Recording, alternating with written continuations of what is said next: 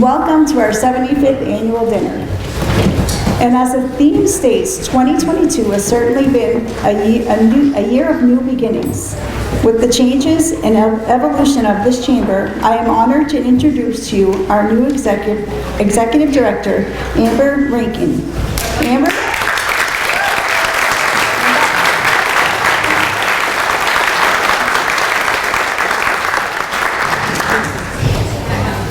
Amber is a wife and a mother of 3 children. She started her business career at the age of 14 at Northern Maine General, where she worked and grew in various positions, from a dietary aide to a residential manager. She became a team lead of Ameridial until they closed their doors in 2020, and an advocate at AMHC until joining us in July of 22. During her working career, Amber also attended the University of Maine at Fort Kent, graduating with a Bachelor of Science in Business, and was honored with the Outstanding Senior Award. Amber has shown much passion for the business community in the greater Fort Kent area, and we are privileged to have her here tonight. At this time, I am pleased to introduce our very own Nicole Jondro from Odds and Ends, our Master of Ceremonies for the evening.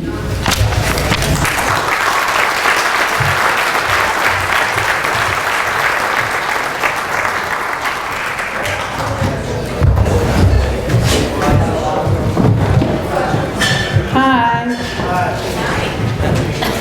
Nice to see some of you again. I'm Nicole, for those who don't know me, and I will be your Master of Ceremonies this evening.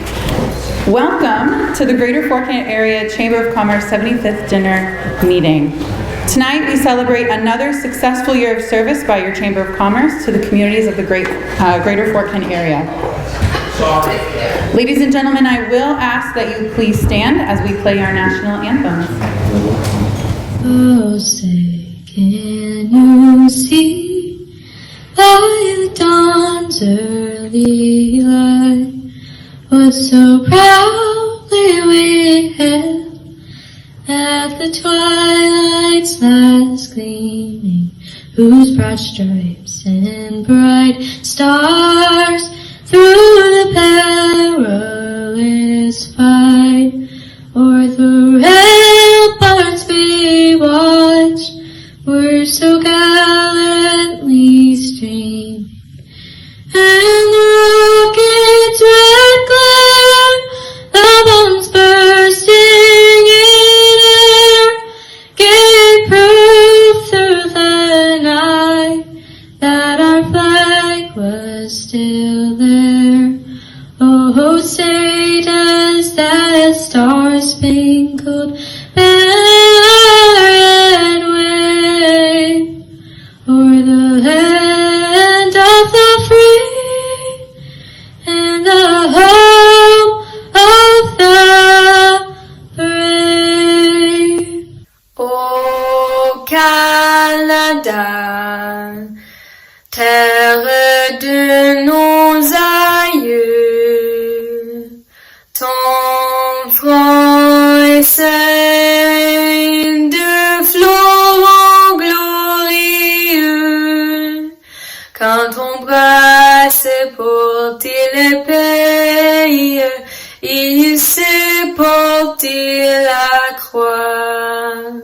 Ton histoire est une épopée des plus brillants exploits, et ta valeur de foi trempée protègera nos foyers et nos droits, protègera nos foyers et nos droits. We thank both of our girls for that. We now call upon Justin Dubois to deliver tonight's invocation.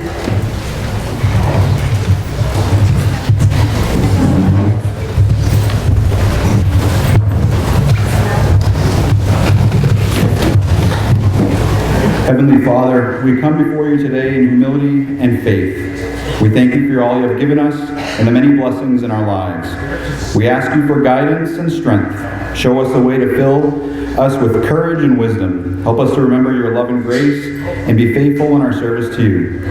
Give us the patience and understanding to face life's challenges and with grace. We ask these things in your name. Amen. Amen.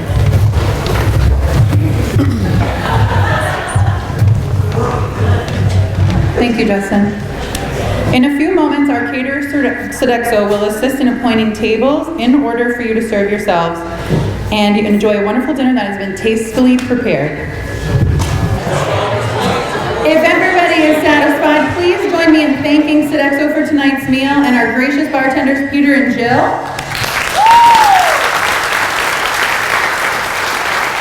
Oh, you heard that. Tonight we are pleased to have a number of distinguished guests joining us. It is my pleasure to ask the following people to please stand and be recognized. Don Daigle, President. Tammy Delisle, First Vice President.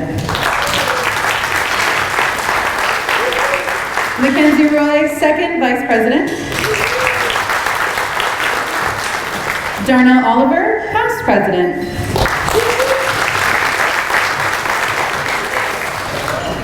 The following members please stand. Jake Robichaud, Jessica Audebert, me, Connor Pelletier, Samantha Williams, Susie Parody, Caitlin Collin, Jason Neto, Tammy, you're already here, thank you, April Gaia, Carrie Vazin, Hannah Daigle, and our Executive Director, Amber Rankin.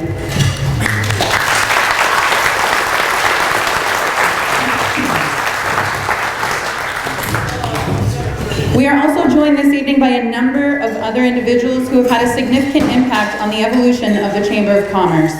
I would like to ask all of the past presidents of the Chamber that are in attendance to please stand to be recognized.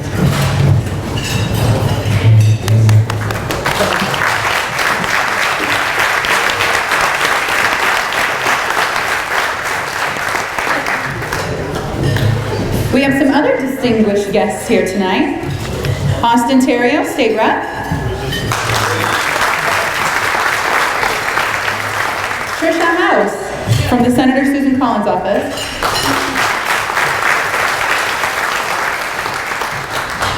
Town Personnel. Susie Parody, Manager of Fort Kent. Alana Guzin, Manager of Wallagrass.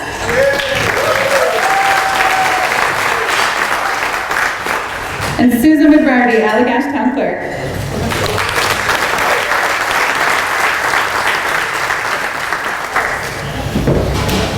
At this time, I am going to introduce our guest speaker this evening, Yellow Light Green, President and CEO of the Maine Development Foundation. Yellow's passion is promoting economic and educational opportunity for all Mainers, regardless of geography or background. He became CEO of the Maine Development Foundation in August 2015, where he developed strategic direction, integration, and partnerships across MDF's mission and programs. The Maine Development Foundation is a legislatively created, nonpartisan, public-private partnership that drives sustainable, long-term economic growth for Maine. MDF does this through trusted research, leadership, and creative cross-sector partnerships. Yellow has a diverse background in business, public policy, and law. He spent 12 years as an executive with Bangor Savings Bank, overseeing strategic planning, marketing, online banking, community development, and charitable activities. Prior, he was a senior official at the Maine Department of Education and an advisor to independent Governor Angus King. Yellow was born and raised in rural central Maine, a product of Maine Public Schools, and earned undergraduate and law degrees from Harvard University. He has been an active volunteer in many education and economic development efforts, including the boards of the Maine Community Foundation and Educate Maine. He previously chaired Realize Maine, an ongoing initiative to attract, retain, and support young professionals. Yellow lives in Holden and loves to hike, swim, and ski with his wife and grown children. Please welcome Yellow.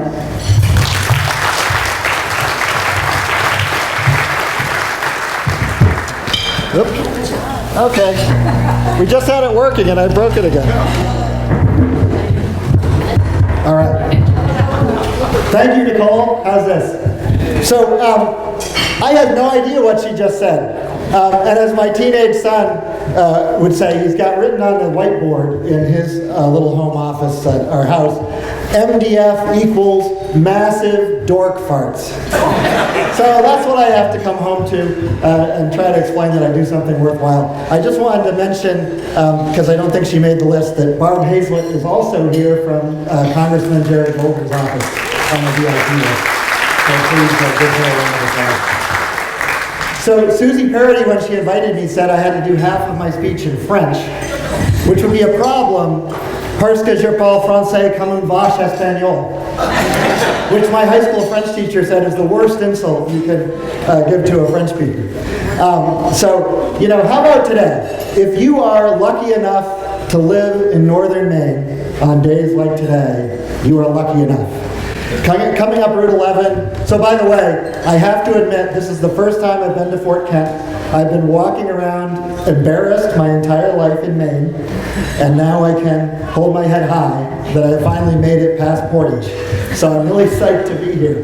But coming up Route 11 today, there are two things that I want to share with you. One is that I'm coming through Ashland, and Austin, Ontario blows by me going whatever I was going, plus about 25 miles an hour. I won't tell you how fast I was going. So I was sort of imagining like what happens when Austin, Ontario gets pulled over. And he's probably like, officer, honestly, I had no idea I was going that slow. Right? The second thing is, how many people here from Northern Maine General? I heard someone started their career there. So as I'm driving by Northern Maine General, I'm just thinking, this has all the makings of America's next great reality soap opera. Like, tune in tomorrow to hear how it all goes down at Northern Maine General. I don't know, there's just something about it. It's perfect. It's perfect. So I want to give a shout out to John Martin, who might have escaped. There he is. The first time I made it up Route 11 when I moved back to Maine 25 years ago, working in politics, I called up John and said, hey John, can I come up and just pick your brain and hear some war stories? And he said, sure. And I show up at the Fish Lake camps, and what are they doing? They're splitting and stacking firewood. So what did I do? I split and stacked firewood for the weekend. But I did get some great bourbon and some good war stories as promised out of it. And so I'm just thrilled that John is here. And congratulations on your career, John. It's just amazing for the people of Maine. So, is Yellow your real name? Yes. And now, whenever people come up to me, they're like, that is so cool. I'm like, try junior high, buddy, if you think that's cool. So like my whole life, when I would introduce myself, I would start saying, yellow like the color. And my wife makes fun of me. She's like, why do you always say yellow like the color? Well, because people always be like, what did you say? And I say, how do you spell that? And I'd be like the color. And I was like, how dumb are these people? They don't know how to spell yellow? But I realized after like 10 or 15 years of this, that they were really saying, I must be hallucinating. I thought you said your name is Yellow. So, you know, finally, after going through all that, as I'm graduating from law school, I get a call from a producer from the Today Show. And they're like, we were working on another story in Maine, and we heard about you, and now we're working on a story on the weirdest name in America. And I am like, yes! My ship has finally come in. I'm like, when do you need to send the crew? What do I need to do? They're like, no. We're just talking to you for the web-only extras. The actual star of the feature is a woman named, and I kid you not, Marijuana Pepsi. Look it up. She was like a guidance counselor in a community college somewhere in the southeast. And there was a sign outside her office that said, you know, sit here if you're waiting for marijuana. And this was before legalization. So It never ends. So I grew up in rural Maine, in Somerset County. Years later, my then neighbor, who had gone through the social work program at the University of Maine, said, that area that you grew up in St. Albans, Palmyra, Corinna, we used to call it the Bermuda Triangle of social work. That's how challenging it was. But I like to think of myself, despite having come from that, as more like the Forrest Gump of Maine. So, I'm back here in Maine. Meanwhile, two of my college roommates are titans of finance on Wall Street, and actually one's in Canada. I am undefeated lifetime in college debate against Senator Ted Cruz. My two debate partners, one is the senior counsel for the Boston Red Sox organization. The other was the chairman of the FCC. Ketanji Brown Jackson was in my dorm in college. And through the fire door my sophomore year was this guy, Chip Whitehead, who went on to win the Pulitzer Prize. But, I'll tell you, we used to play contract bridge drunk, and you haven't lived until you've been called a moron by a future Pulitzer Prize winner. I have even lived in the governor's mansion in Augusta. Okay, admittedly, it was the servants' quarters over the garage, that they let us crash in if there was a bad storm, but I think it counts, don't you? This is bad, isn't it? Yeah. I think the further away I hold it, actually, the better it works, right? So, I'm here to talk about beginnings and change. The theme of tonight is new beginnings, and I want to talk to you a lot about this challenge of change. And so some of our work at MDF in recent years has focused on, I think, an industry that's close to you here, the forest products industry. And in 2016, we were seeing the last mill close that produced paper in the Penobscot Valley. In 100 years, there would be no paper production in the Penobscot Valley. Amazing. And these communities were devastated economically, devastated psychologically, devastated culturally, and we had to come together to do something about it. And so we've been privileged to be tapped on the shoulder by Senator King and Senator Collins to work on a project called the Forest Opportunity Roadmap for Maine. And more recently, I was at a meeting in Jay, Maine, which is losing its paper mill. I was at a meeting in Jay, Maine last month. And the town leaders said to us, they said, if we're not a mill town, then what are we? If we're not a mill town, then what are we? I thought about that and I said to them, and I shared this with some of our legislators a couple of weeks ago, to me the answer is, what is a mill town? Whether the mill is running or not. And to me, a mill town is a place that believes in making things. A mill town is a place that believes in hard work. A mill town is a place that believes in family. A mill town is a place that believes in community and taking care of one another. And to me, whether the mill is open or closed will never change whether you're a mill town. And the question of what new beginning you can forge out of that change together is the critical question. And part of what we do is work with industries and communities that need to take that step to come together. And I got an email this afternoon from the town manager in Jay. And she said, to be part of a group that is so forward-thinking, open to possibilities, and truly engaged is an incredible feeling. I'd like to harness that energy so that when you all walk out of the office, it keeps me running. I mean, that's just such an unbelievable email to receive from anybody, let alone someone who's trying to guide their community through a pending economic catastrophe. So, as we work on change, this question of what's ahead of us. So, the other night I had about 2 minutes to talk to 60 of our legislators, and I said, look, I'm just going to leave you then, because I have such little time, with 2 truths and a lie.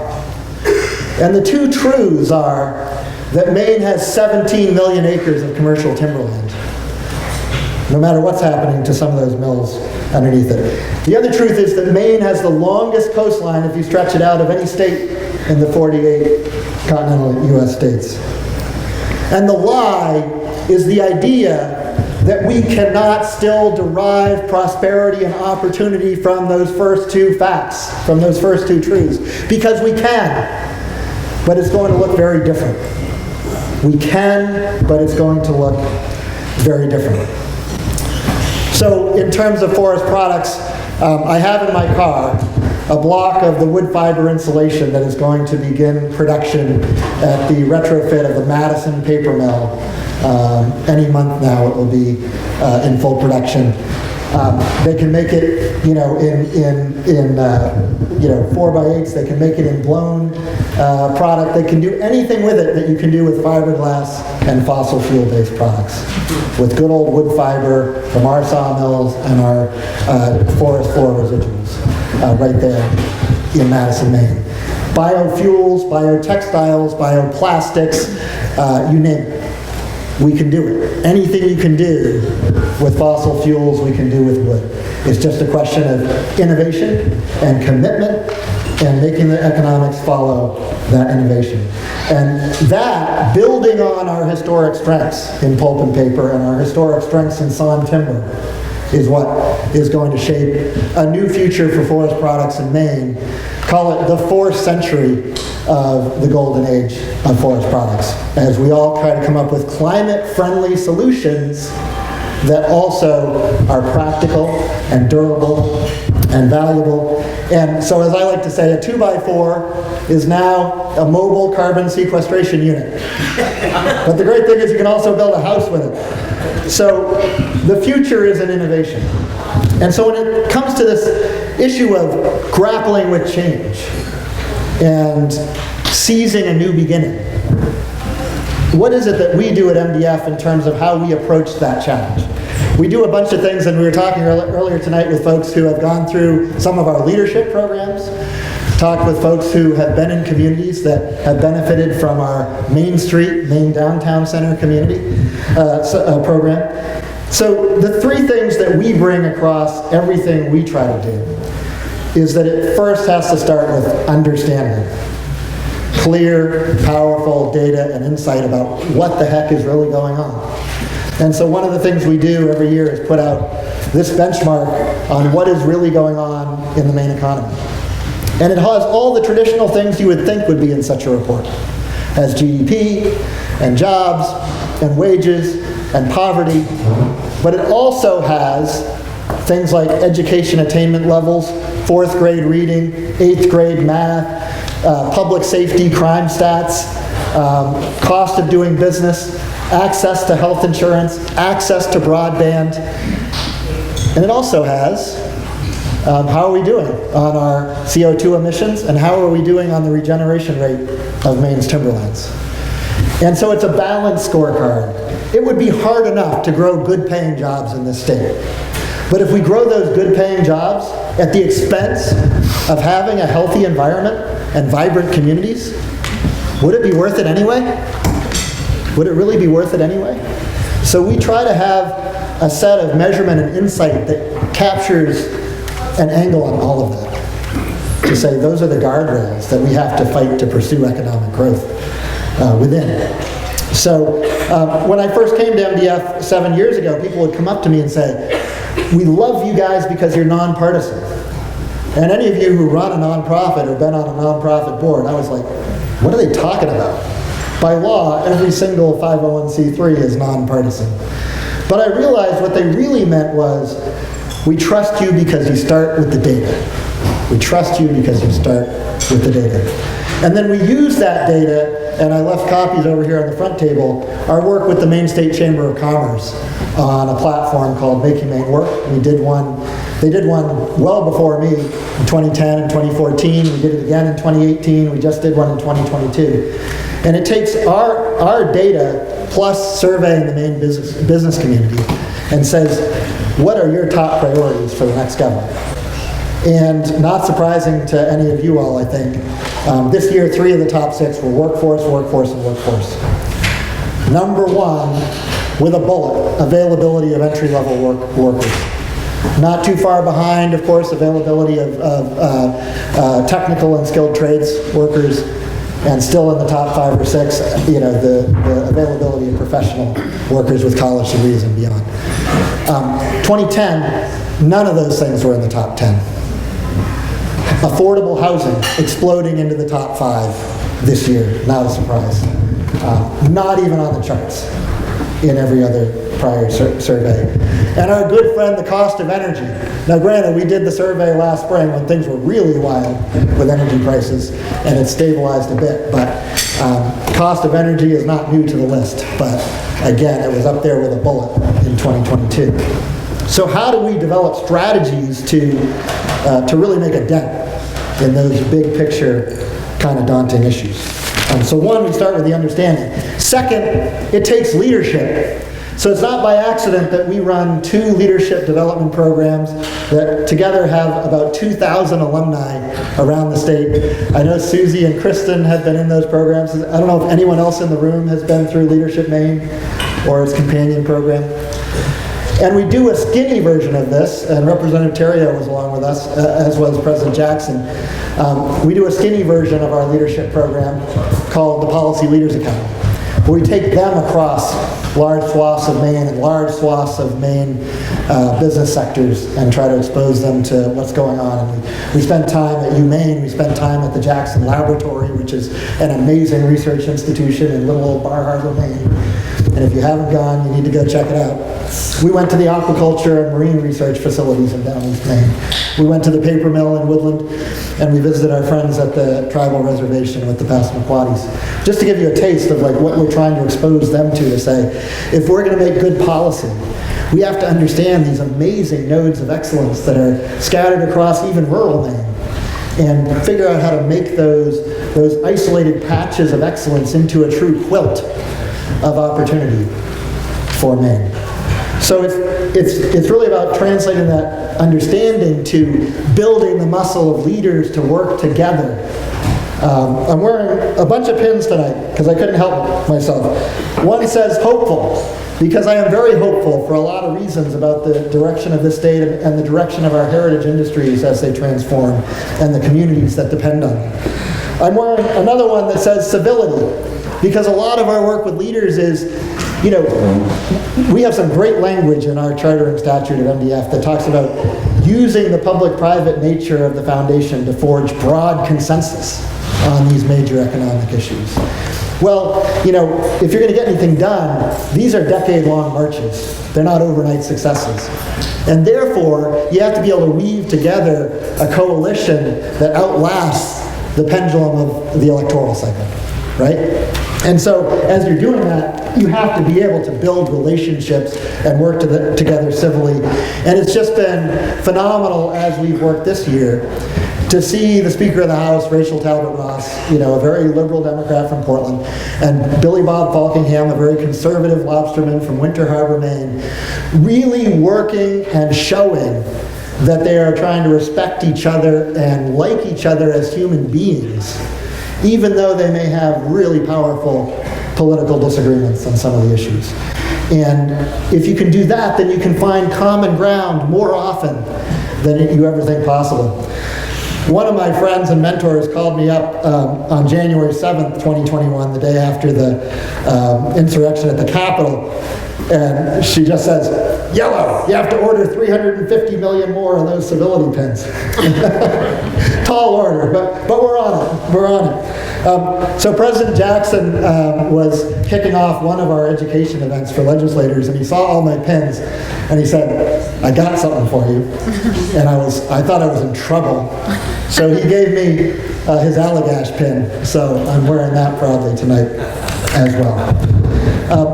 So understanding, true insight into what the nature of our challenge is, or we can't do it, leadership that can really immerse themselves and come together for the long haul to have solutions that are going to be transcendent. And it's been amazing to me, our delegation has worked so tightly and so persistently on this forest project over the past 7 years.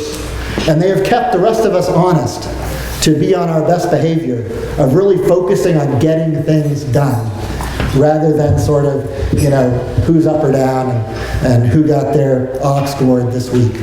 And so that kind of persistence is what we need. I was going to our annual meeting last fall, and I had all these remarks prepared about leadership that I thought were really good. And I come around the corner, headed towards the event, and there's a little craft shop on the corner.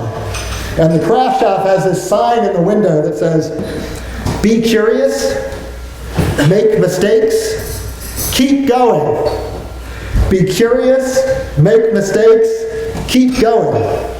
And I was like, thank you, little Crash App. Now I have to throw away my speech and use your thing instead. Because that really is the essence, right, of what leadership is about.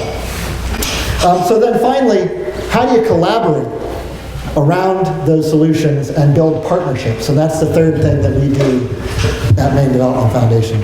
So this partnership around forest products has the industry, every segment, from landowners to loggers, small woodlot owners, the sawmills, the paper mills, you name it.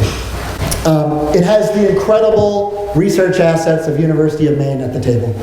And the university system in Maine cannot be world-class at everything, but they are world-class at forestry, they are world-class in fisheries, and they are world-class in several other things. And we have to use that advantage. And finally, it's the communities. Those mill towns that were down and out and struggling just to grapple with basically what's a form of grief, of like your life as you know it, and the defining sort of physical and psychological anchor of your community is gone. And I think a lot of us who didn't grow up in one of these communities have a hard time appreciating that. And when we were able to bring some of our federal agency partners to tour a community like Bucksport, Maine, they could feel it. Like they could feel it. You can't tell someone we just lost 50% of our tax base. It's just a number. But when you go and you can feel it and say this sense of loss and dislocation is something we have to help people come together to move past. So it's that collaboration, industry, research, community, working on every front, complementing one another, respecting the fact that they each have different imperatives, but bringing together the imperative of the profit motive with the imperative of the common good is precisely our mission at MDF. Another example of partnership is our work that I mentioned on Main Streets, where we have Holton and Madawaska here in the county as part of a network of a couple of dozen communities around Maine that are formally involved in this truly disciplined model of how do you work to bring your downtown back, then how do you work to sustain it. And it takes everybody doing it. And hopefully we can add Fort Kent to that list sometime soon. That would be awesome. It is such a great community, and I am so thrilled to be up here and getting to know it better. My wife was going to come with me last week. We were like, she used to coach the high school ski team at John Bapp, so we competed a lot against Fort Kent, and you guys have unbelievable skiers up here from Lonesome Pine, and the Roy brothers up the road, and the Hickey boy from Madawaska, just some unbelievable skiers that we used to compete against. So we're like, we are looking forward to trying Lonesome Pine. And then the minus 50, you saved us from ourselves. We would have been out there, I swear. So we'll get back and get to know this community even more. So with that Main Street effort, again, the secret sauce sounds simple, but like everything, it's in the execution. Having municipal leadership, the small business community, and the residents all working together, taking equal ownership of the advancement of that downtown. And I talked to one of the kind of godfathers of this program in Maine, who started it in Bath, Maine, over 20 years ago and helped to start the statewide program. And he said, I had been involved in every effort under the sun, Downtown Business Association, this and that. But this was the first one that really took root and could sustain because we got the residents engaged and not just us as small business owners who are too darn busy running our small businesses to do everything when it comes to the volunteerism of events and promotions and festivals and, what about this for public art and what about that for, and so getting the residents to share the load with the small business community was the secret sauce, he said, to why this approach worked for us and worked for so many others. So we have to move beyond the same 10 people doing everything, right? I had never heard that acronym until a few years ago, and someone's like, oh, it's the STP. I'm like, the STP? They're like, yeah, the same 10 people. I'm like, oh, okay, we all know it, right? Even if we don't know the acronym.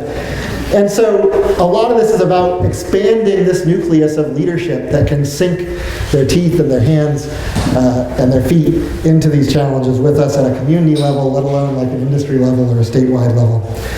So, by the way, my other favorite acronym that I only learned a few years ago is CAVE, C-A-V-E.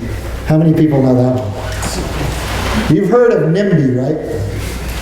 CAVE is a little more subtle. Citizens against virtually everything.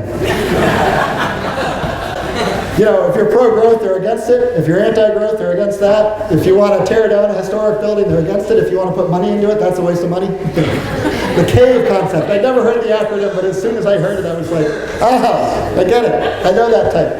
Anyways, so we're all in this together.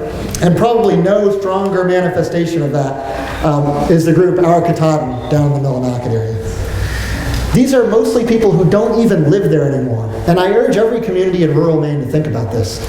This sort of secret set of experts and talent and insight and commitment and loyalty of people who still think of this place as home even if they don't live here.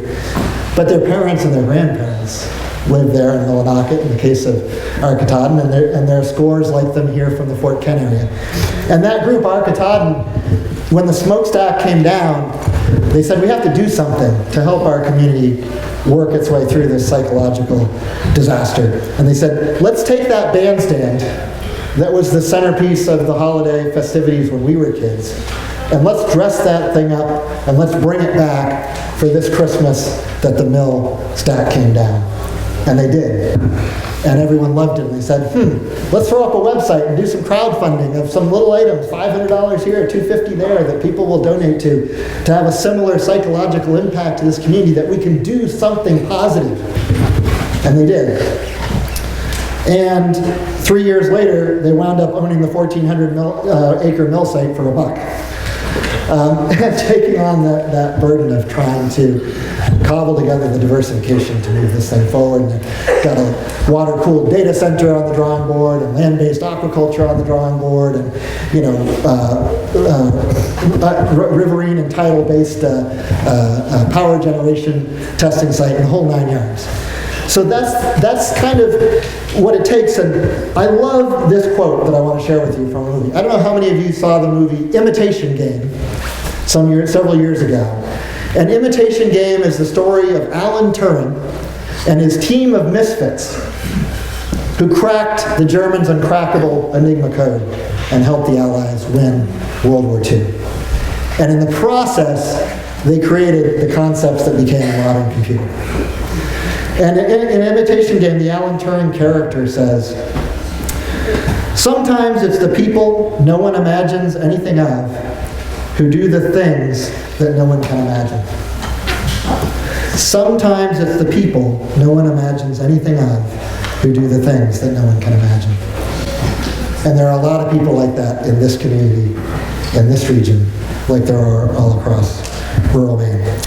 So I wanted to come up here and explain to you a little bit about why I'm hopeful, why we can forge new opportunity and new beginnings off of old heritage and old values, and say we cannot avoid change. Any of you in business know this. Change will happen. And what do the most successful companies do? When they are at their very peak of success, they keep investing to evolve so that they can be successful a year later, 5 years later, and 10 years later. They don't stand pat. And our communities can't stand pat either. So the question is, all right, how do we understand change? How do we lead change? And how do we shape change for us with our values? And I know this room tonight is filled with people who will fight till the last dog dies for the economic future of northern Maine and the economic future of all of rural Maine. And I just wanted to come up tonight and tell you that I will too, and we at MDF will too. Thank you for having me. It's a great night. God bless you.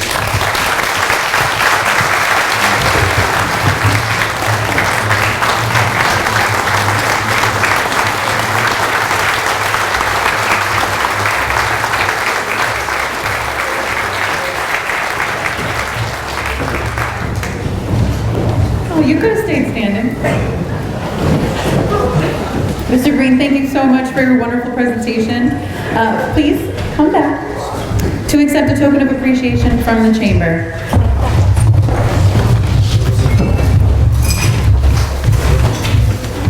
Oh my gosh.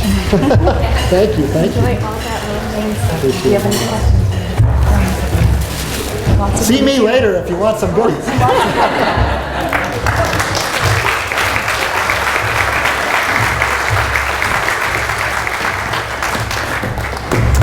At this time, I ask all of you to turn to page 5 of your annual report for the 75th annual meeting of the Greater Fort Kent Area Chamber of Commerce.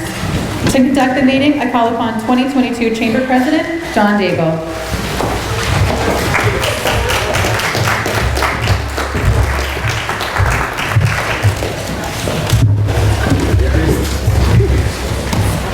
At this time, I would like to welcome our Executive Director, Amber Rankin, to join me up here in the front so we can present our annual report.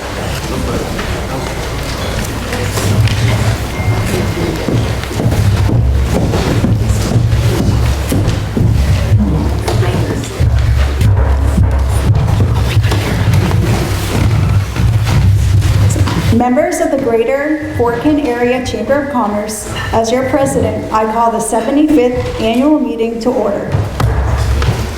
Let me remind all members that this is a membership meeting. Therefore, all representatives of member business and associate members of the chamber, along with the chamber board of directors, are eligible to move an agenda item and have full voting rights. The second item before us this evening is the approval of the agenda on page 6 of your annual report. At this time, I will entertain a motion to accept the agenda as presented. Do I have a motion? Do I have a second? I will now call for a vote. All in favor of the passage of the agenda, please signify by raising your hand. Opposed? Motion carried. Item 3 on our agenda is approval of the meeting minutes.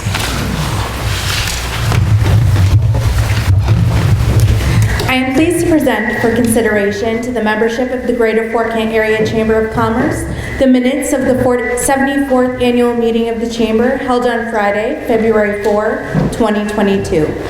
The minutes of said meeting can be found on page 7 of your annual report. Thank you. Thank you, Amber. I will now entertain a motion to accept as presented the meeting minutes of the 74th annual membership meeting of the Greater Fort Kent Area Chamber of Commerce.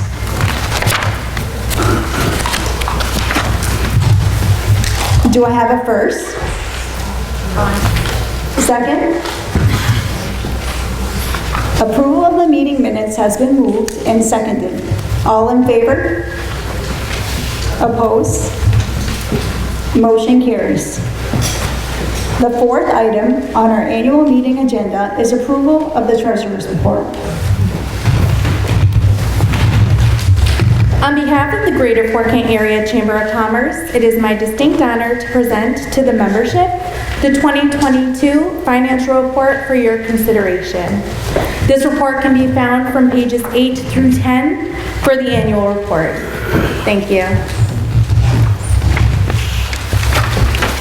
Thank you, Amber.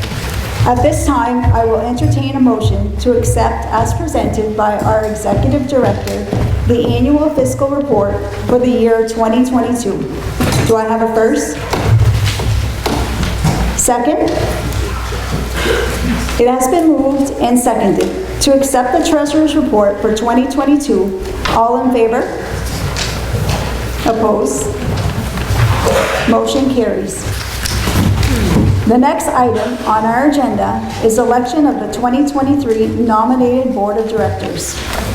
For that, I call upon Fort Kent Town Manager Susie Parody.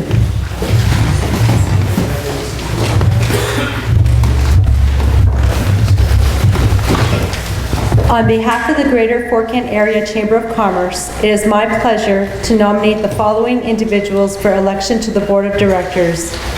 I ask that you please stand as your name is called and remain standing until the vote is taken. For 3-year terms, beginning in February 2023, Nicole Gendreau, representing Odds and Ends. This is Nicole's first term. Samantha Williams, representing Lee Terrio CPA. This is Samantha's first term.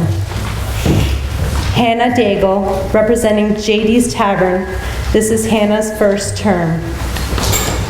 Connor Pelletier, representing Connor's Craft Shack. This is Connor's first term. Caitlin Collin, representing Northern Maine Medical Center. This is Caitlin's first term. Tammy Delisle, representing University of Maine at Fort Kent. This is Tammy's second term. These are the candidates for election to the Board of Directors. The proposed candidates for the election to the Board of Directors has been presented. Do I have a first? A second? All in favor? Opposed? Congratulations. The candidates have been moved and seconded. All in favor? Okay, wait, never mind. Congratulations.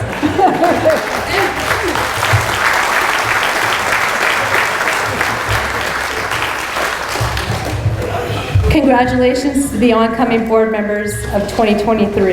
It is now my pleasure to present for consideration of the membership of the Greater Fort Kent Area Chamber of Commerce the proposed slate of officers for 2023.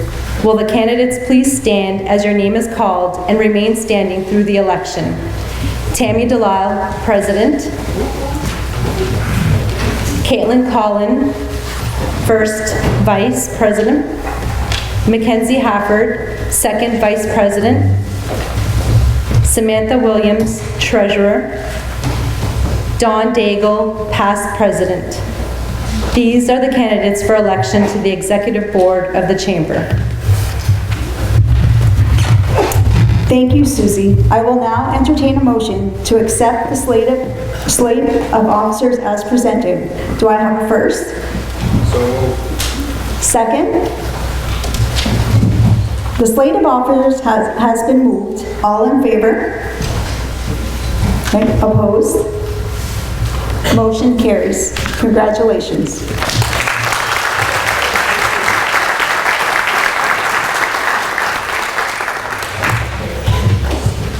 The final business before us at our membership meeting this evening is adjournment. I will entertain a motion to adjourn. Second. All in favor?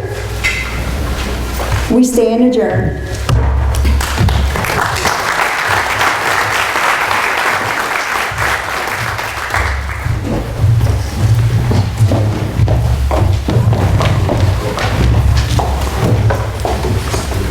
It is incumbent upon the President of the Chamber to report the membership on the organization's most recent year of service.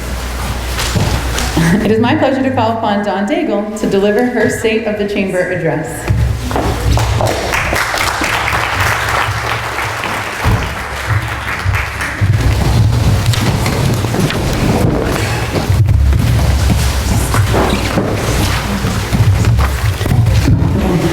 Thank you, Nicole, and good evening once again.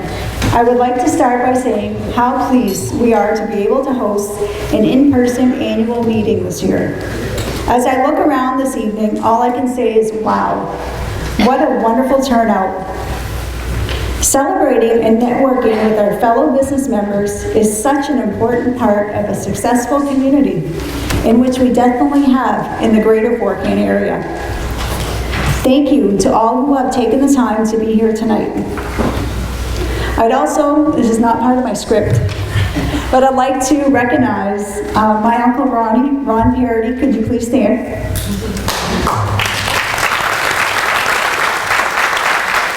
He is the oldest business member here this evening, and he is also past president.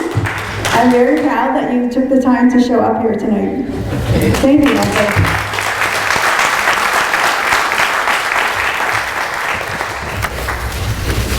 With lots to cover this evening, I will keep my address short and sweet. Not to mention the fact my Prosecco is getting warm.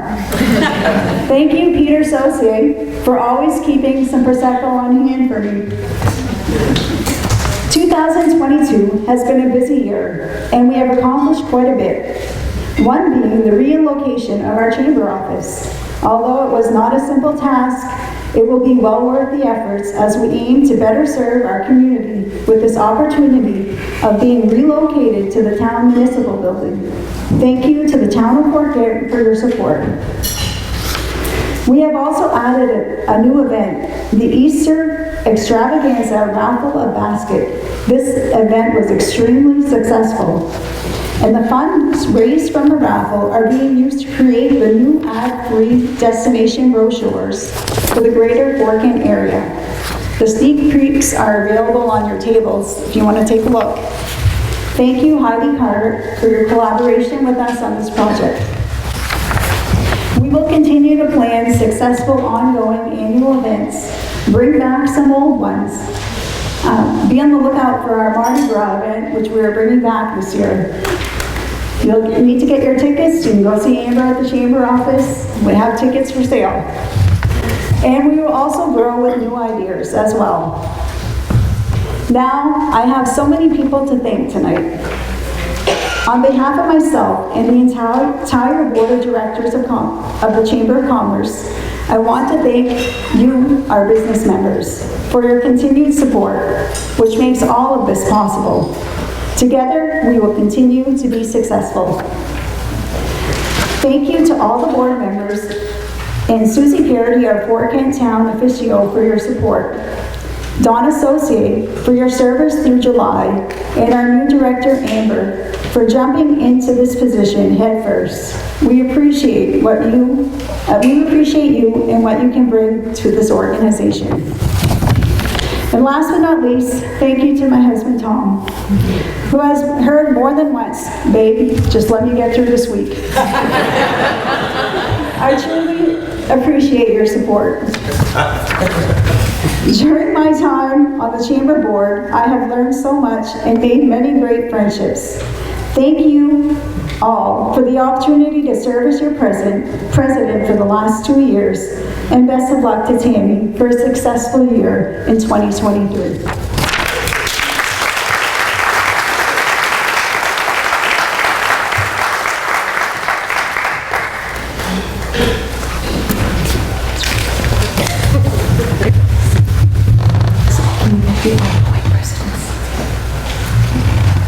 Outpouring.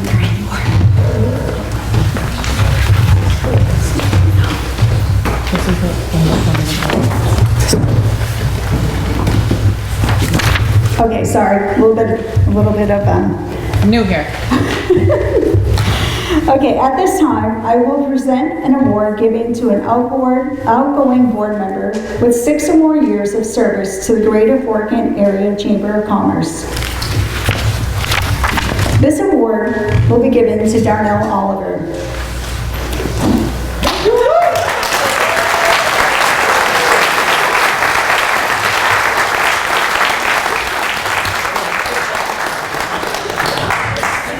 I don't want to go. So the 2022 Director Service Appreciation Award is presented to Darnell Oliver for his dedicated and outstanding service for the past 6 years toward the betterment of the Greater Fort Kent Area Chamber of Commerce. Thank you, Darnell.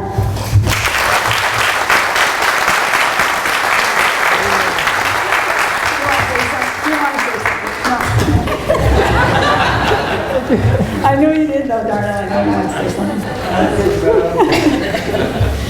You won't get that lucky next year. I would like to recognize the following individuals for their service to the Greater Fort Kent Area Chamber. If you are present this evening, please stand as I call your name. Jill Bouchard-Connors, Michelle Roy, Denise Corvo, Courtney Depre, and Ann Rabichaud. Thank you for your time you have dedicated to our area.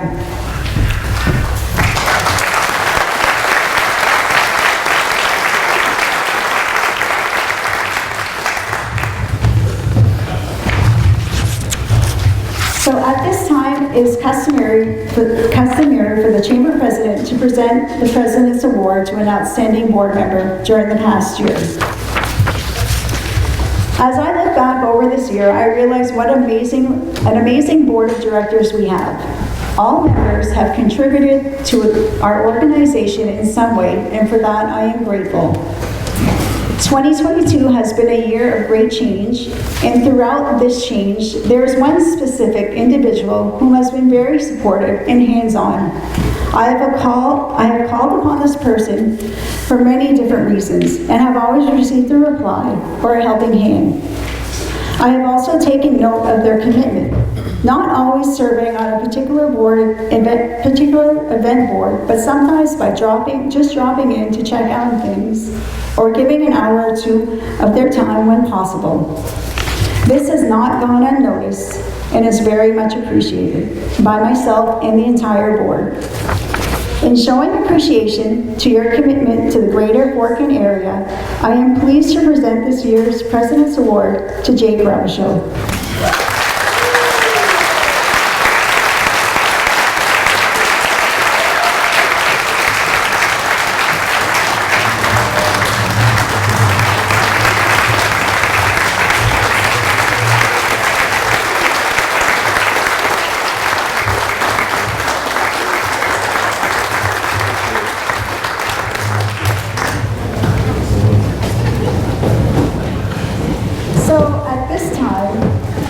It gives me great pleasure to pass the gavel to Tammy Delight and welcome her as the incoming president to the great chamber, to this great chamber. I wish you the best in the year to come.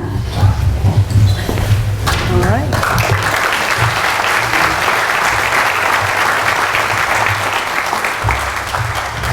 Good evening, and what a great night. A Thursday night in Fort Kent. Look at us, filling the place. I love it. So I want to start by giving a huge shout out to the annual dinner committee. Planning this takes a lot of time and work, and then Mother Nature threw them a nice curveball, and they had to swiftly change plans and redirect us to tonight. So can we thank them for the excellent job that they did?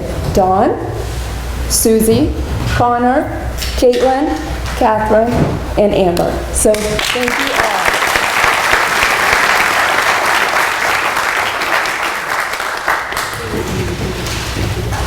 Yellow, where are you? Yellow, thank you so much.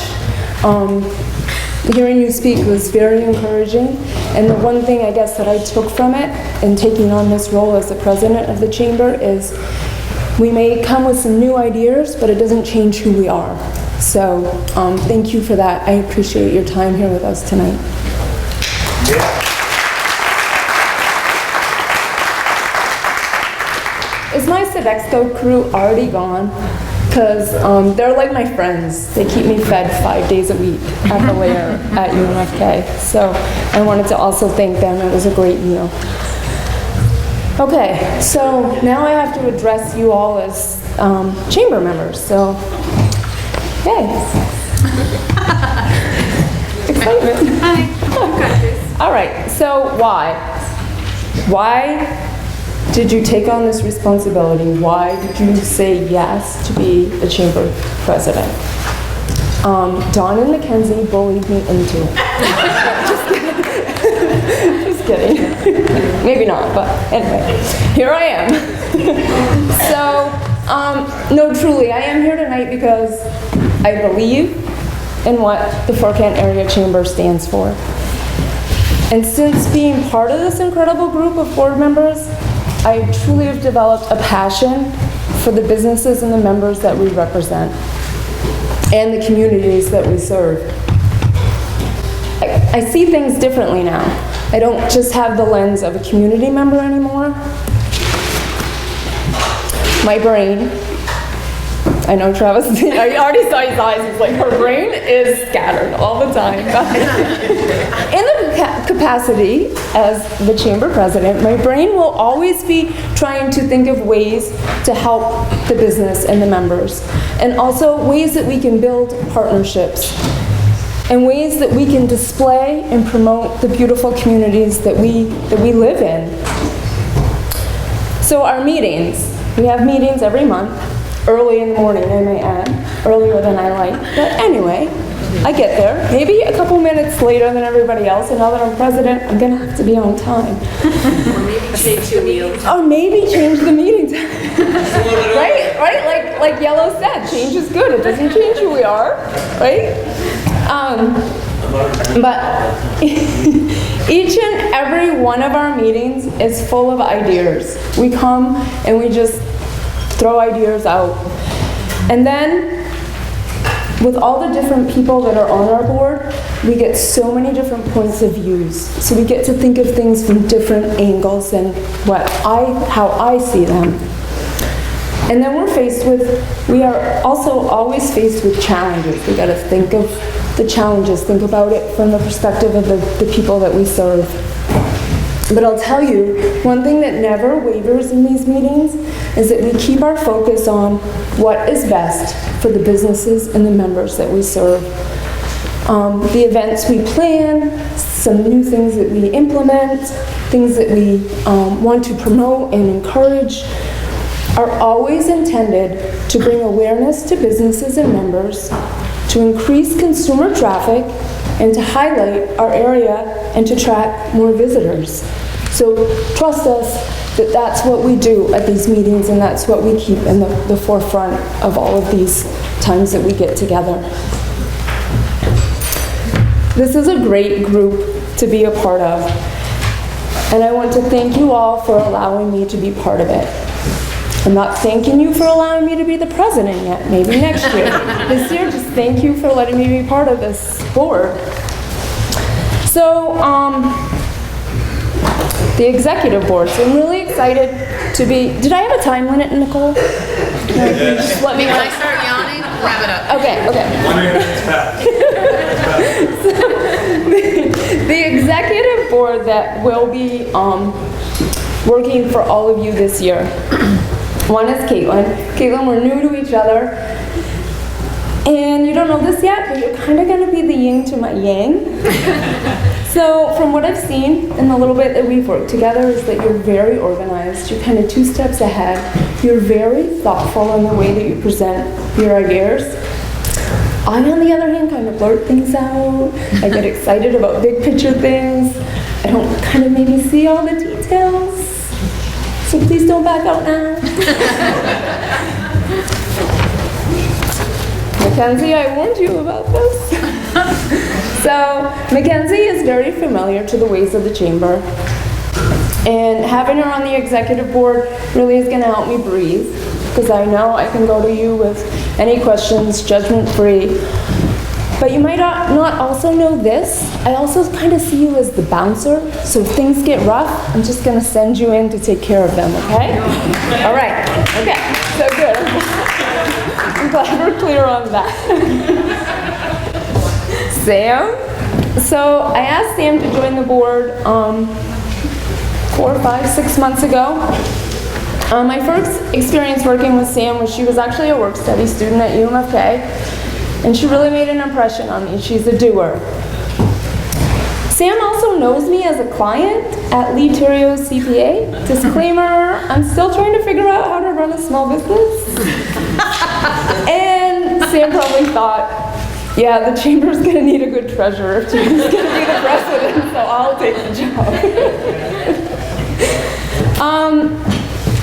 Amber, you have been a delight to work with. And I love your honesty, your drive, and your passion, and I look forward to working with you. And I think you're really just getting started in this role, and I'm anxious to see the mark that you leave on the Greater Fort Kent Area Chamber of Commerce. So.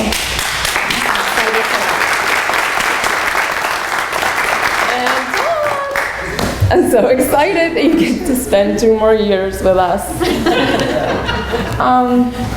Your leadership will be invaluable to me. You have set a high bar, and I only hope that I can at least meet that bar. So, at this time, I get to present you with the 2022 Outgoing President's Award. So please come up.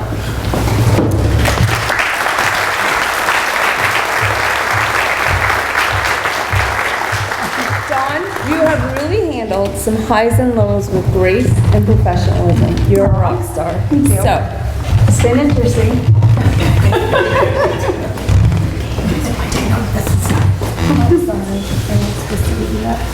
So we present this in appreciation of Dawn's dedication, leadership, and loyalty to the greater Fort Kent area. You have been an inspiration to the chamber, and me and the fellow board members, your distinguished service is greatly appreciated. Thank you very much.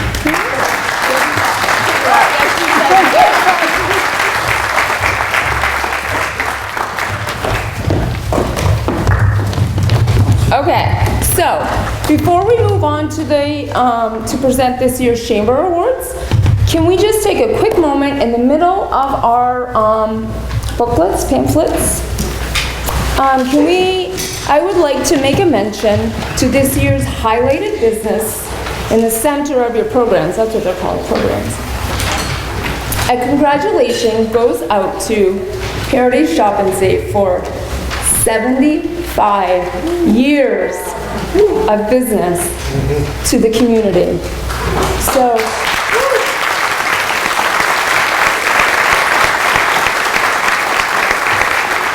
and in those 75 years, you have always supported and shown dedication towards the Chamber of Commerce, so we truly appreciate that. So thank you, Heritage Shop and Save.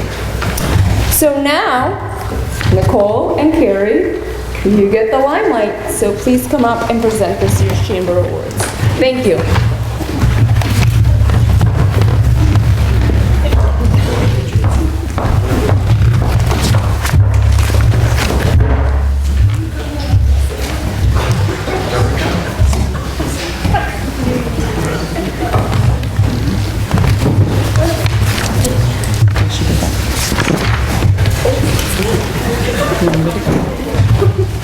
Good evening. What makes a person an entrepreneur?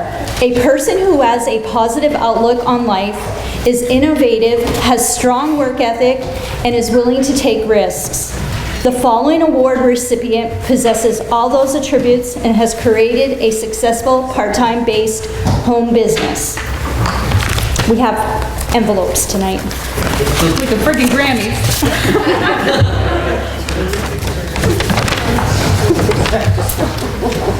I think we could all agree that the spring of 2020 was less than fun. It was a tough time for many and some more than others. For this person, not only were they dealing with COVID and all that it entailed, they were dealing with some serious health issues and a shift in employment. This individual found themselves in a very precarious position, but instead of asking why, she asked, what is the universe trying to tell me? While at home pondering this question, a friend reached out for her for help with walking a dog. A light bulb went off, and this individual began providing similar services to help other people in need of assistance during these trying times. This individual has gone above and beyond and has not only carved out a niche for herself, but incorporated a component to giving back. The perfect mix of odds and ends.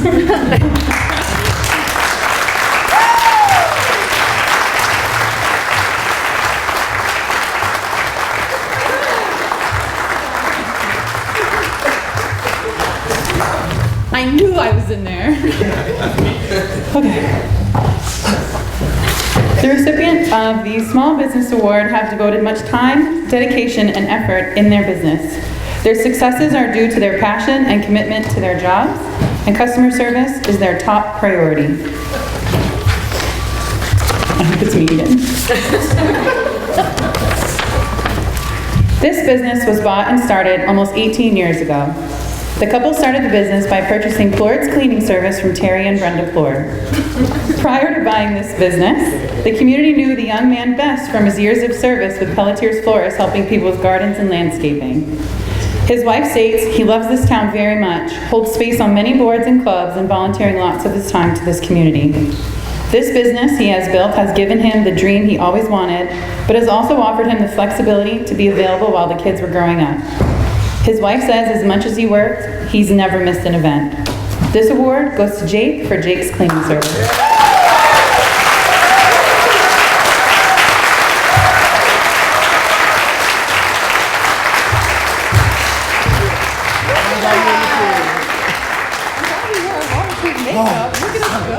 But my hair isn't getting in my eyes.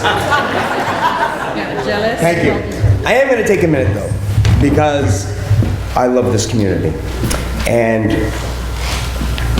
I was raised by people who love this community, who were raised by people who love this community, and I'm surrounded by people who love this community. But when I look out, I see Mr. Roy Bernard, and I have to share with you something that he got going on earlier this year with the Lions Club. And we had almost every law enforcement agency and representatives join us for a Lions meeting. And we have a serious epidemic affecting our area, and we all wonder, what can we do? And they gave us some answers, and this is my platform to share those answers with you. One, if you see something, say something. If you see something, do something. And if you see something, call law enforcement. Don't just think someone else is going to call. And the other thing we need to do is, if you don't have a recording device on your property, get one. They're really affordable. And when you have that proof, you have that proof. So thank you. I look forward to continuing my service. And I just appreciate the people that are around me and my beautiful wife, who's allowed me to be all that I can. And my parents, who are still here with me, supporting me.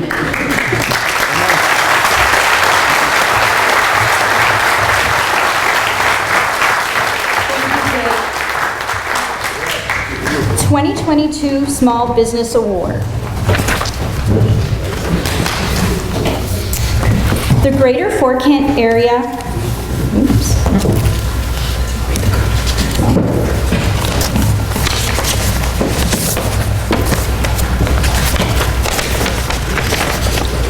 Small Business Award number 2.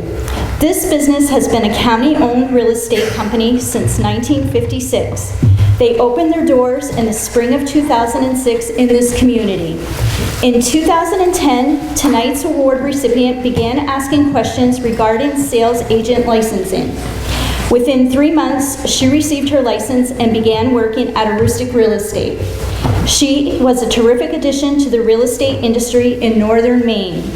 In the summer of 2015, Danielle Farino became the new owner of Aroostook Real Estate. It is with great pleasure we present Aroostook Real Estate with this Small Business Award.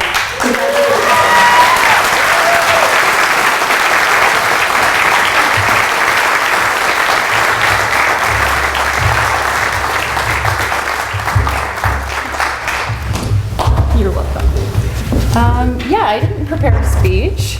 I did not plan on coming here tonight, actually, because I kind of would have preferred to be home with my children.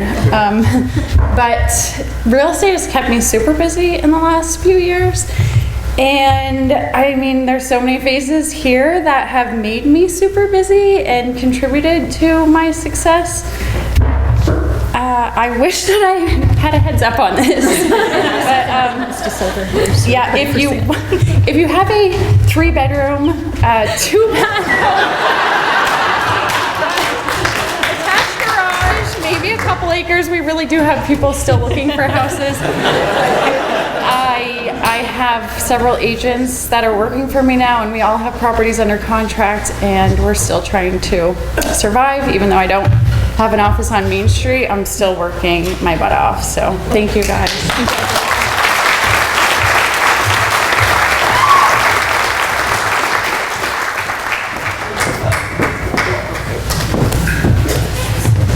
Recreational Business Award is next.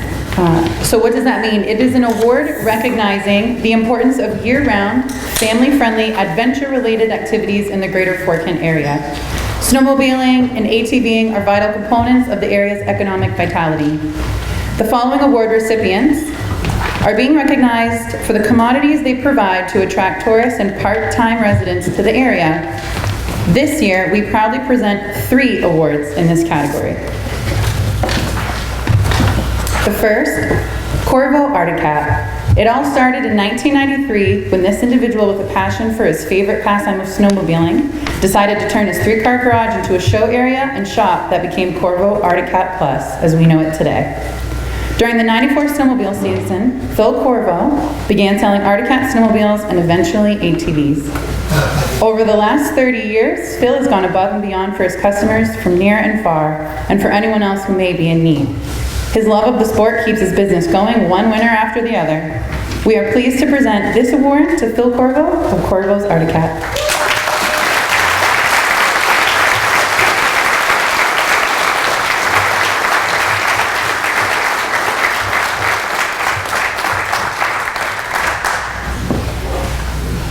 We can keep clapping.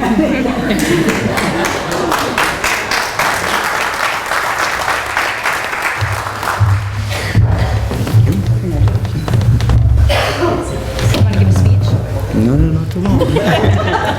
Thank you, everyone, for all your support.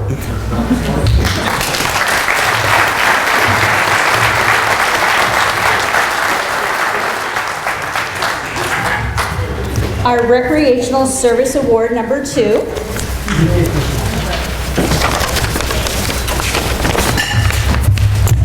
Born in a family that loves to snowmobile, this individual started snowmobiling with his father and his uncles at a very young age. His father, being a faithful Ski-Doo owner, would visit the Ski-Doo dealership regularly. In his early teens, he began shoveling driveways and roofs for Fort Kent Ski-Doo. After graduating from college, he had an opportunity to work at the Ski-Doo dealership, where he manned the front desk during winter, spring, and fall seasons, and was an outboard Sea-Doo technician during summer months. Gary Dumas hired Frank Fournier at the beginning of February, and after 2 weeks on the job, left him to attend a dealer meeting during February break, one of the busiest for snowmobiling.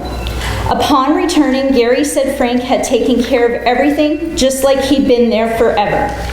In 2004, Frank purchased Fort Kent Ski-Doo, and he later purchased Audubert Polaris in 2013, merging the two businesses into Fort Kent Power Sports as it's known today. Frank and his employees are an extended family that work together for a common cause, power sports. Congratulations.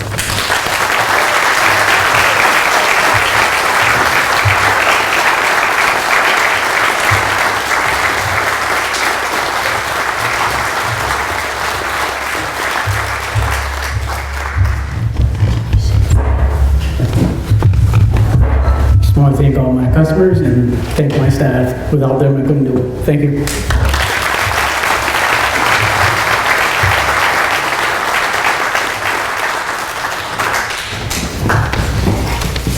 Number 3. This business is a third-generation owned recreational power sports dealer that has served Aroostook County for over 46 years. Started in 1977 and was later taken over by his oldest son, where he continued his father's legacy and grew the business to its new expanded location. Bob's son Robbie joined the family business out of college and took over for his father in 21. Rogers Sports Center continues to grow and be an avid supporter of the outdoor tourism industry for Fort Kent and the surrounding areas. This is for you.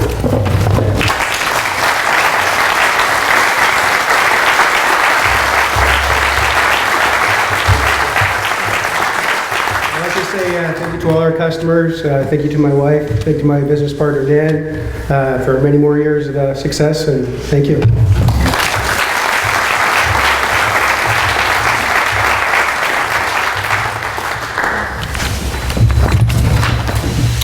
Our next award is the Longevity Award. The recipient of the Longevity Award is going to a 3-generation family business who has had a long-standing presence within the community, providing exemplary customer service and value to its community for decades. This award recipient has been in business since the late 1920s. Mark Antonio Martin started as a potato brokerage in a small office off a potato house on Market Street in Fort Kent, Maine. In the 1940s, a small building was moved to their new location. They added a new addition and began to sell farming supplies. In 1952, they were one of 9 businesses to start selling the agricultural line of John Deere equipment. The potato industry in the county was in full swing.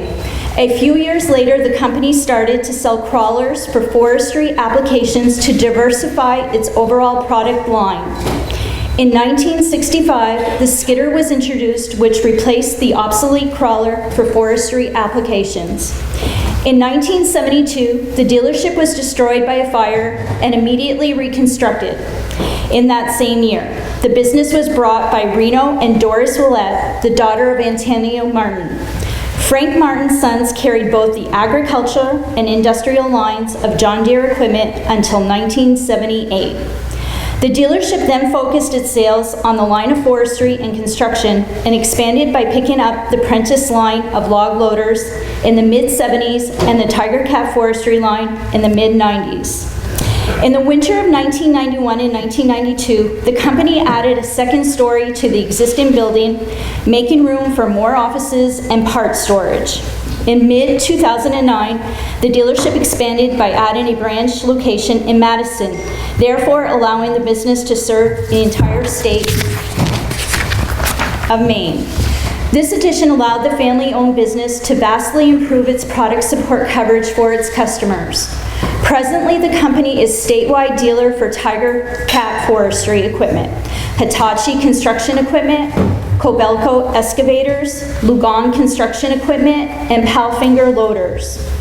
Frank Martin & Sons, Inc. is still a family-owned and operated business, with Reno and Doris's son, Steve, managing the daily activities, and Steve's two sons, Matthew and Curtis Willette, active in the dealership.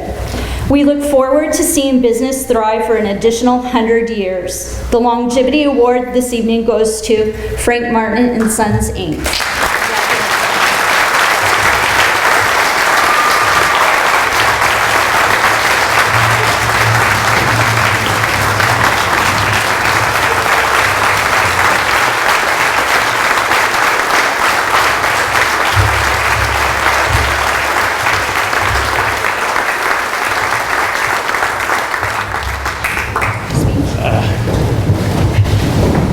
I'm honored and humbled by those words. Carrie tells me that we're up to our hard commercial break, so I have to keep it brief. And that's great. I'm glad you read the website. We're really proud and honored of what we've accomplished over the years. We've been given an opportunity to expand and grow this business, and we have done it. However, this award, I'm a recipient of this award, but this award belongs to my employees of our organization. Without them, we would not be where we are today. And thank you very much. We have in the far corner over there. You guys blew my mind by showing up today.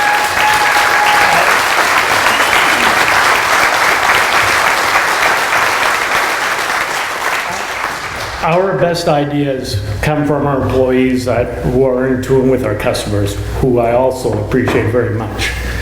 And I just, we will continue with our legacy, and I have faith in my sons, Curtis and Matthew, to continue it. And I would love to see them come up here for another longevity award down the road. Thank you very much.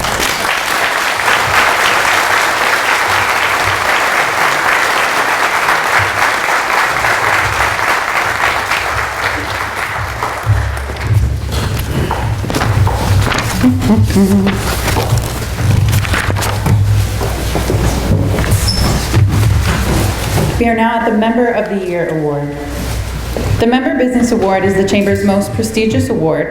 It recognizes businesses or organizations that continually seek growth while continually providing exemplary customer service to its members. This year's Member of the Year recipient is an organization that has a long and rich history, which started throughout the St. John Valley in tiny offices of jail cells, basements, and empty stores. They were founded in 1963 by D. Wilfred Sussey and served the parishioners of St. Louis Catholic Church, as well as all residents in Fort Kent. It was originally located in the basement of the St. Louis Convent. In 1965, they expanded its field of memberships to include residents of New Canada, Wallagrass, Eagle Lake, and Winterville. 11 years later, in '76, they moved to 8 East Main Street. 17 years later, their growth resulted in another expansion across the street where they continued to serve their members. In 2006, Fort Kent and La Valley Federal Credit Union merged, resulting in a newly named financial institution, Acadia Federal Credit Union. Many mergers have continued. In 2007, St. Francis Community Credit Union, then in 2012, St. Agatha Federal Credit Union merged with Acadia Federal Credit Union. In 2014, the Ashland branch opened for business. In 2017, the membership expanded to include Piscataquis and Penobscot counties. Eastern Maine Medical Center Federal Credit Union with locations in Bangor merged in 2017. In 2019, Acadia FCU converted the former Rite Aid building on Broadway in Bangor into a new flagship branch for the greater Bangor area. In 2020, after contemplating building an addition, Acadia found an answer to the need for extra space after tremendous staff growth at the headquarters in Fort Kent. They purchased the former Ameridial MBNA building on Pleasant Street. In the last 60 years, there have been 4 managers: Sylvia Willett, Donald Guimont, Bern Michaud, and Philip Hisler. In 2004, the board hired Dave Desjardins as president of the credit union. The organization is an asset to the communities it serves. I am pleased to present the Member of the Year Award to Acadia Federal Credit Union. And I would like to ask Dave Desjardins and staff to come to the podium to receive the award.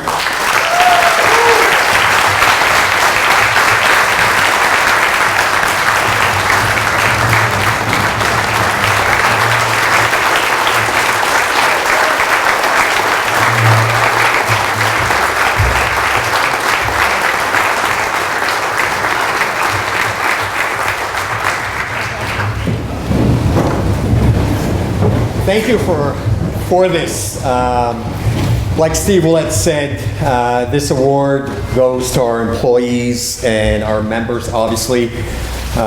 We've grown a lot since 2004 when I joined. So on behalf of our 85 employees and 16,000 members, thank you.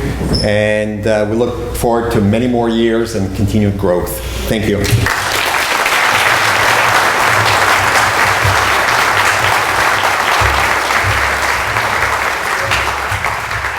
Congratulations to all of our award winners.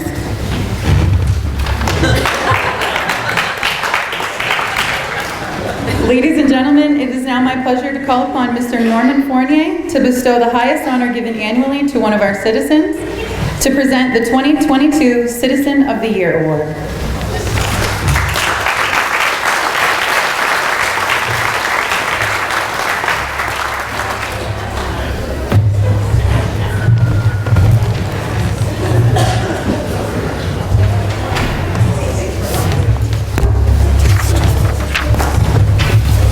Good evening. The moment many of you have been waiting for has arrived. As a past recipient of this distinguished award, it gives me great pleasure, and it's truly an honor for me to be your presenter for this year's Citizen of the Year Award. In order to be considered for this award, a nomination must be received by the selection committee. The individual must reside in the greater Fort Kent Chamber of Commerce area, must be a minimum of 45 years of age, must have made significant impact on the lives of the citizens of the region, and most of all, demonstrated continued volunteer services to the area. All for the greater good of this area, the citizens of our communities, and not for the personal financial gain by the recipient. As you all know, our region is blessed with a high level of volunteerism and community involvement. Without this, our region would not be as special as it is. This year's recipient is a prime example of what makes us special. In your brochure, you have a list of past honorees, many of whom have completed their service to our region and are no longer with us. 2 deceased honorees who have passed away since our last meeting are Carl Savage and Phil Soucy. At this time, I would like to recognize the former recipients of this prestigious award that continue to be a part of our region and continue to serve the needs of our area in various capacities. I would ask that those individuals that are present this evening to please stand when your name is announced and to remain standing until I have completed the announcements. In addition, I would ask the audience to please withhold your applause until the very end.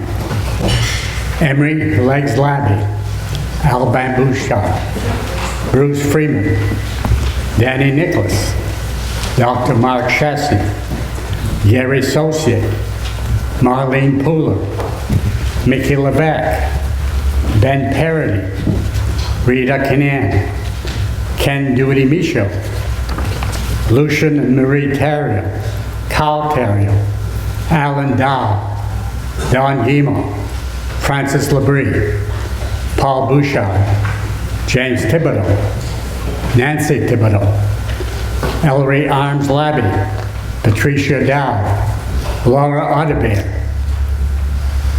Dawn and Anna Raymond, Dan Bayancourt, Norman Martin, Kelly Martin, Norma Laundrie, Steph Gagne, and last year's Citizen of the Year, Dr. Lucian Daigle.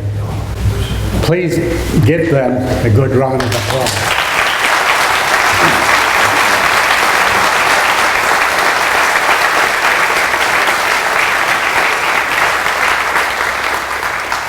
Thank you. Each year, the committee, which is made up of past recipients of the award, meets to review the nominations that have been received. Again this year, we discussed the nominations and then voted by secret ballot to select this year's recipient.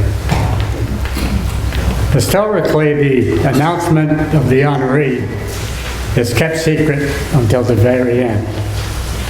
I will attempt to abide by this, but I expect that some of you present here will figure this out before the very end. We also like to give a few hints. Hint number one, if you are a female, you are out of luck. Sorry. Hint number two, if you are not a graduate of Fort Kent Community High School, you are not the honoree. Hint number three, if you are a graduate of the University of Maine in Orono, you are still in the running. And hint number four, if your community involvement has been with over 20 or so different organizations in the past years, you might be the honoree. Our Citizen of the Year is best known for always being ready to help residents of the area whenever asked.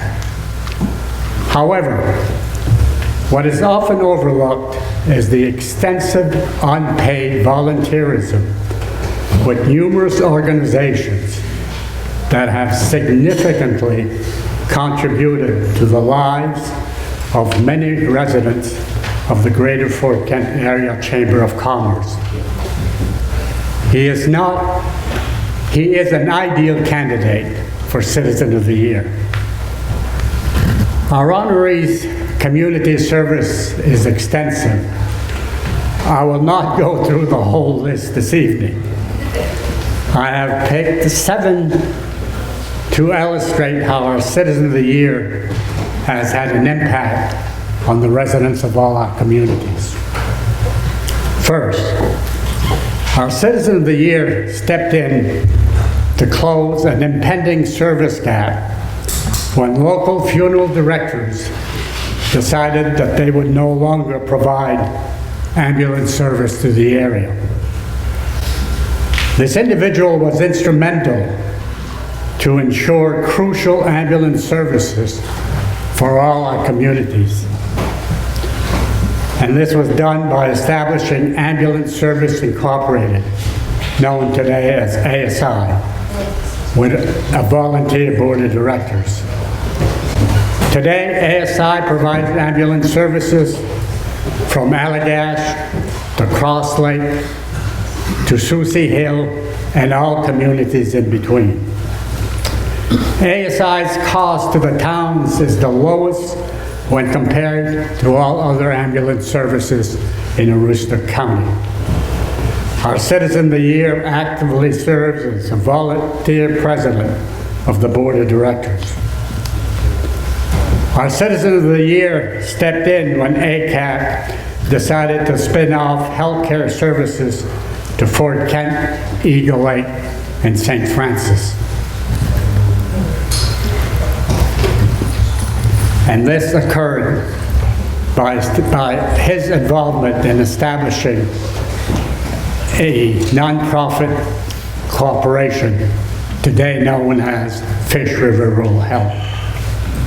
Today, this nonprofit provides medical, dental, ophthalmology, chiropractic, podiatry, behavioral health, psychiatric medication management, marketplace assistant, nutrition and wellness programming to over 8,000 residents of the St. John Valley, with clinics in Fort Kent, Eagle Lake, and Mount Roscoe. Fish River employs nearly 100 employees with $1 million budget, which is a significant financial contribution to the area's economy. Our Citizen of the Year presently serves as an active volunteer board member for that organization and president of the board of directors. When the Diocese of Portland relinquished control of Northern Maine General Hospital, this individual spearheaded a committee of local citizens to form a nonprofit corporation to provide a variety of social services to the area. His leadership helped save many jobs within the area. Today, this nonprofit provides long-term care and behavioral health services, Mercy Home, behavioral health, consultation and resource services, home and community support, and case management. This corporation employs nearly 100 employees with a $10 million budget, which is a significant financial contribution to the area's economy. Today, NMG services reach individuals throughout Aroostook County with offices in Eagle Lake and Caribou. Our Citizen of the Year presently serves as an active volunteer board member and secretary-treasurer of the board of directors. Our nominee served as a SAD 27 school board member for 22 years. According to MSAD superintendent, and I quote, he demonstrated how effective school board members contribute, collaborate, and advocate to make a difference for the future of education. Our Citizen of the Year has always advocated for accessible health care for all citizens of the St. John Valley. To help make that happen, he served on Northern Maine Medical Center's Board of Directors for a 5-year term. He was one of the founding members of the Eagle Lake Water and Sewer District to help preserve the environment health within the area. He now serves as an active board member and treasurer of the board of directors. Presently, he's an active member of the Town of Eagle Lake Planning Board, tasked with providing and guiding orderly growth of the community. He serves as chairman of that board. As you can see, this individual is still active in 5 of 7 examples that I picked. And as mentioned previously, this is not an all-inclusive list of the individual's contribution. Rather, a summary of a few of the major commitments over the past years. From our perspective, he meets all the criteria set forth in the application for the Greater Fort Kent Area Citizen of the Year. Ladies and gentlemen, please join me in congratulating this year's Citizen of the Year Award, John L. Martin.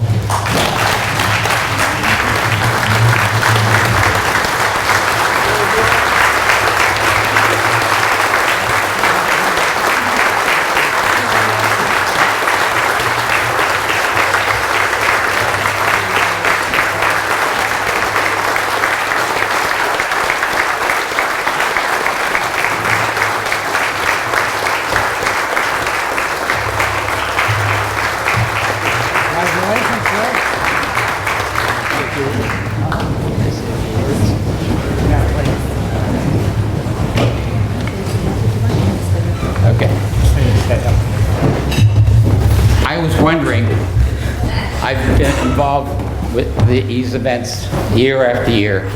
This is the first year I couldn't find out who the nominee was. And so I must congratulate all of you for being very quiet and making sure that I didn't find out about this. But I do want to thank the Greater Fort Kent Chamber of Commerce, the nominating committee who got me to where I am right now. And I just want to say that what I've done over the years is because I enjoyed doing it. And it was basically serving the people of this area. And so I want to thank you all, and I appreciate this tremendously. Thank you, Norm, for being so quiet about all this.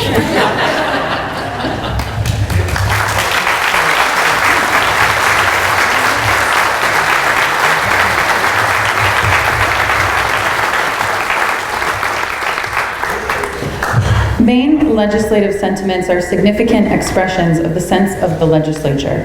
They are a public declaration that honors a personal achievement, and I would like to invite Austin Terrio to come forward for this presentation.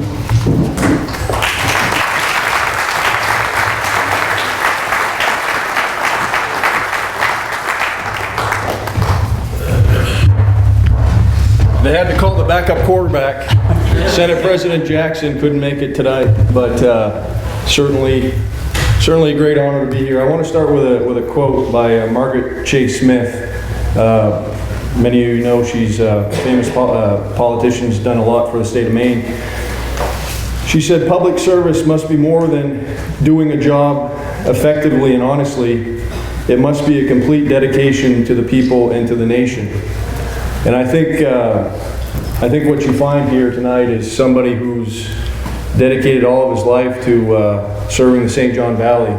I spoke this morning on the House floor about, I guess, the impact that you even had on me as a young man.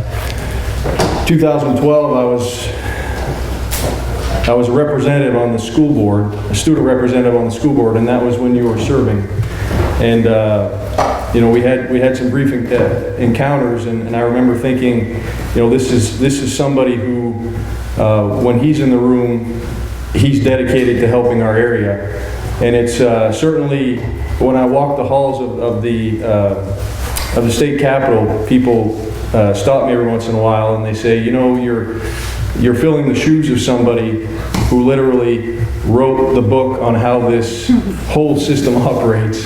He knows the rules and he knows the procedures. And so all I can say is I'll never be able to fill your shoes, but I certainly am excited to be able to stand up here and recognize your service to the state. I want to read the sentiment. Be it known to all that we, the members of the Senate and House of Representatives, join in recognizing the Honorable John Martin of Eagle Lake, who has been named Citizen of the Year by the Greater Fort Kent Area Chamber of Commerce in recognition of his 54 years of legislative service and advocacy for the people of Aroostook County and especially the St. John Valley. We extend our congratulations and best wishes, and be it ordered that this official expression of sentiment is set forthwith on behalf of the 131st Legislature and the people of the state of Maine. Congratulations, Mr. Martin.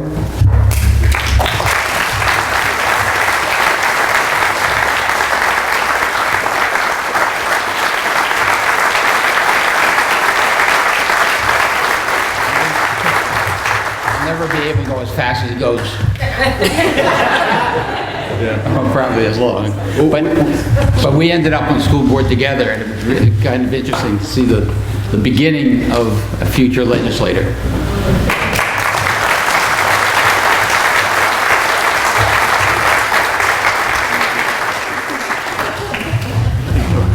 Nice work, Austin. It's hard for me to share the spotlight.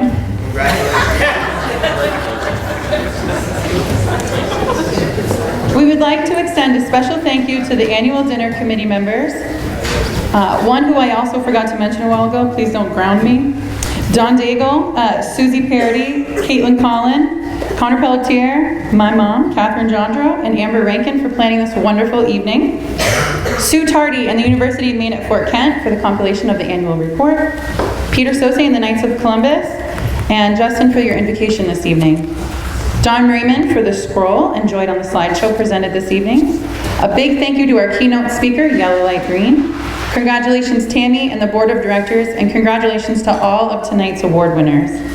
And thank you, Carrie, for your assistance this evening. Have a wonderful evening, and to all a good night.